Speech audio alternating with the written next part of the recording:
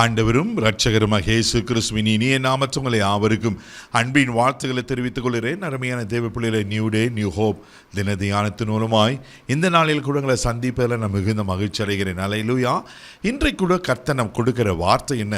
மீகா எழுதின தீர்க்கதரிசன புஸ்தகம் 7ஆம் அதிகாரம் 15வது வசனம் கூட வாசிக்க கேட்போம். நீ எகிப்து தேசத்தில் இருந்து புறப்பட்ட நாளில் நடந்தது போலவே உன்னை அதிசயங்களை காண பண்ணுவேன். அல்லேலூயா, ஆமென். ஆண்டவர் சொல்றாரு, நான் உன்னை அதிசயங்களை காண பண்ணுவேன். ஆமென்.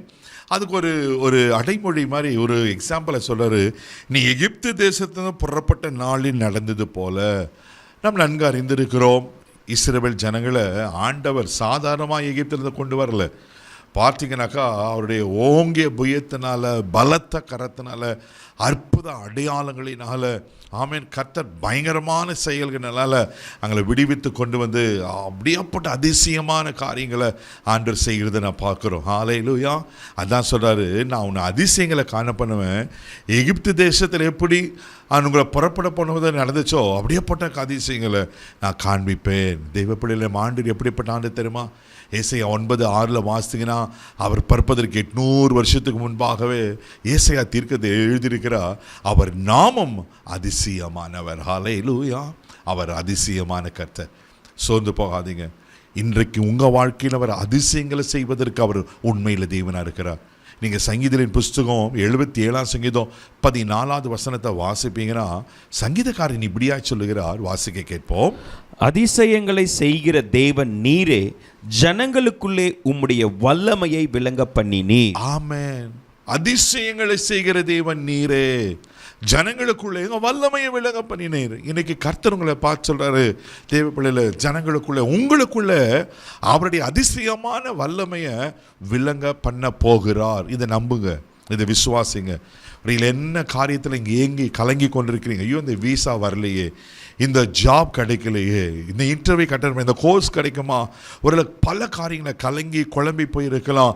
ஒருவேளை இந்த வியாதி சுகமாகலையே, ஒருவேளை இந்த டாக்டர் ரிப்போர்ட்ஸ் என்ன ஆகுமோ, என்ன காரியத்தில் கர்த்தரே மிராக்கிள்ஸை நீங்கள் எதிர்பார்த்துட்டு இருக்கிறீங்களோ, இன்றைக்கி நான் தேவ மனுஷனை சொல்கிறேன், இன்றைக்கி நான் டிக்ளேர் பண்ணுறேன், this is the day of miracles. Amen. ஆண்டவர்களை அதிசயங்களை காண பண்ணுவதற்கு அவர் உண்மையில் தேவனாக இருக்கிறார். அதனால தான் யோபுவின் புஸ்தகம் 5ஆம் அதிகாரம் 9வது வசனம் வாசிக்கும் போது யோபு பக்தன் இப்படியா சொல்லுகிறார். வாசிக்க கேட்போம். ஆராய்ந்து முடியாத பெரிய காரியங்களையும் எண்ணி முடியாத அதிசயங்களையும் அவர் செய்கிறார். ஆமென், ஆமென். ஆராய்ந்து பார்க்க முடியாத பெரிய காரியங்கள், எண்ணி முடியாத அதிசயங்கள். ஆமென். ஆண்டவர் ஏதோ ஒரு அதிசயத்தை மாத்திரம் செய்கிற தேவன் அல்ல.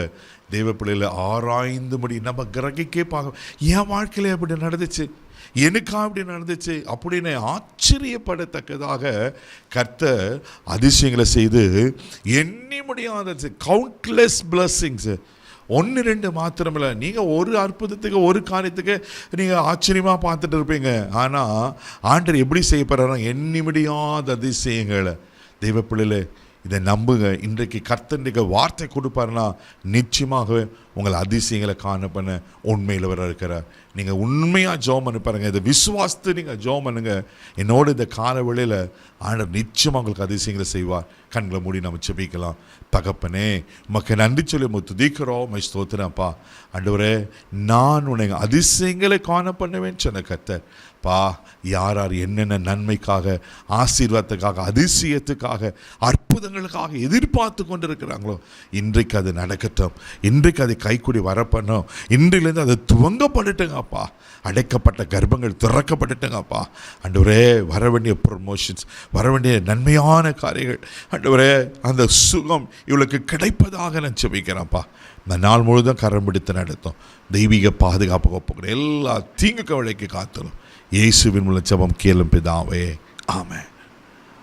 அவர் எண்ணி முடியாத அதிசயங்களை செய்கிற கர்த்தர். தைரியமாக போங்க. God bless you.